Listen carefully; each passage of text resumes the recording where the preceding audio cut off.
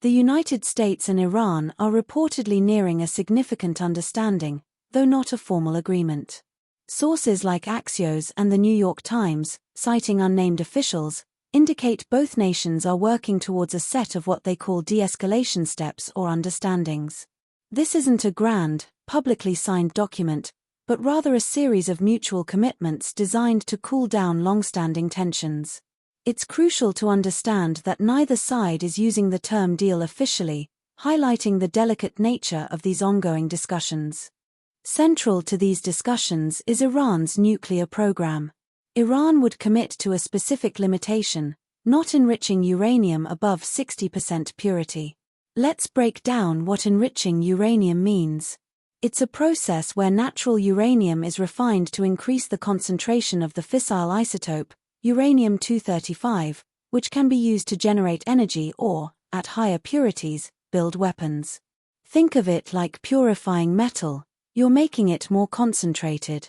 While 60% is high, it's still significantly below the roughly 90% purity typically required for weapons-grade material. So, it's a cap, but not a total freeze of their program. In return for Iran's nuclear commitment, the United States would reportedly make its own concessions. The primary U.S. commitment involves refraining from pursuing new sanctions against Iran related to its nuclear program. Sanctions are essentially economic penalties imposed by one country on another, designed to pressure them into changing policies. Additionally, the U.S. would commit to not seizing Iranian oil tankers. This is significant because oil sales are a major source of revenue for Iran, and seizing tankers disrupts their ability to export oil, impacting their economy directly. These actions aim to ease some of the existing economic pressure on Iran. It's important to stress the careful language being used here.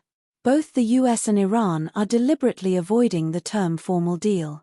Instead, they refer to these as de-escalation steps or understandings. Why the careful wording? Well, there's no official document that has been signed or publicly released yet. This less formal approach allows both sides more flexibility and perhaps less domestic political backlash than a full-fledged, legally binding treaty. It means these agreements are currently built on mutual understandings rather than a rigid, codified framework, and could evolve or dissolve more easily if conditions change. So, what does all this mean in the bigger picture? This isn't a return to the comprehensive 2015 Iran nuclear deal, known as the JCPOA, but rather a more limited, targeted approach. It's about reducing immediate tensions and managing the nuclear file without full re-engagement. These are practical, small steps by both nations to prevent further escalation and maintain a degree of predictability in a highly volatile relationship. The focus remains on de-escalation, aiming to prevent the situation from worsening, even if a grand resolution remains out of reach for now. We will continue to monitor any official developments closely.